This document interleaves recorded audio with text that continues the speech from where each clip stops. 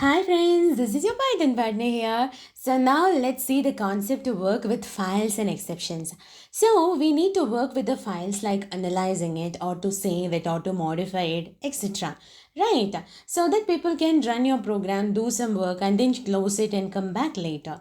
So it is really important to learn to work with files as well, exceptions. Okay? So we can see one by one here. So first let's take example of text files, okay, that got large amount of data, like it could be weather data or traffic or some thesis or literary work and more. So before we want to work with the information in a text file, the first step is to read the file into the memory. It's like we can work with the entire contents of the file or we can work one line at a time. Okay, so for this, let's just take an example. So first, create a text file in any editor of your choice and save it in the same folder that you use to store the main program where we are going to open this file and work with it. Can you understand, friend? Yeah, fine.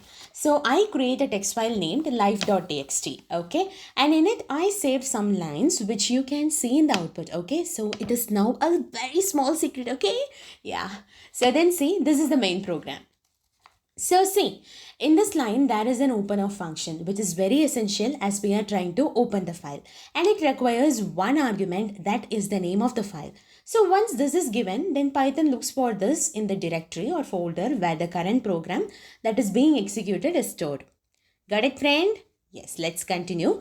Now the open function returns an object, okay, representing the file, and the Python assigns this object to the file object here, okay.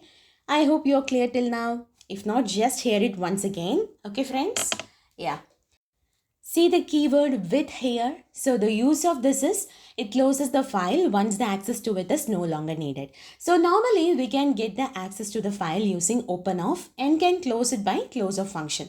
But the problem arises when any bug in the program doesn't allow the file to close, or we may close it even before the work is done. And if this happens, then it may lead to many errors.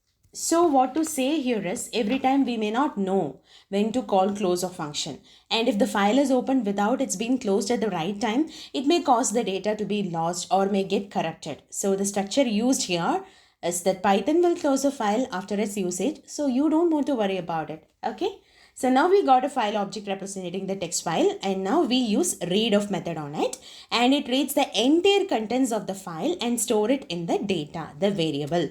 Fine. Yes. And now when we print, see the output? Yeah, it's quotes of Rumi, all got deep meanings of life. So if you wish to get deep into his lines, you can, but after the study session, okay? Yeah, let's continue.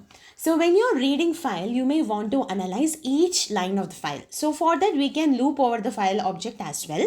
So let's change our previous example a bit. We can use a for loop in it and print the contents. See? Yeah. See the output, you can see blank lines here with the contents of the file. Why this is happening? Because as text file contains invisible new line character at the end of each line. And as well, printf function add its own new line each time we call it. So we end up with blank lines from both. So to avoid it, you can use our strip-off method on each line in the printf, okay? So I hope you remember this. Yes, it removes the white space characters from the right side of the string. Now doing so, our output matches with the original contents of the file.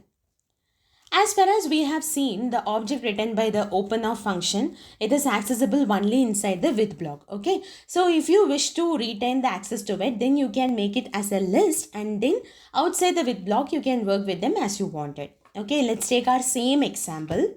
So a small change here is instead of read off, we are using read lines of method. Okay, that takes each line from the file and stores it in a list. Then this list is assigned to the data, the variable. Okay, so outside the with block, we are just looping over the list name data. Yes, using R strip in each printf call. And I hope you really remember what is the use of it. Yes. So see the output? Here if you observe carefully, you can see the new line character at the end of each item in the list. So that is why we use our strip of method to remove it while looping over it. Okay friends? Yeah, that's it for the day. I hope you really understand the session. So whatever new concepts that we learn, until we start practicing, nothing happens. So do write programs and use these concepts as well. And don't forget to like and share the video, and as well, do join me in this journey of learning. Let's make this journey more interesting and fun-filled one. Bye-bye and take care.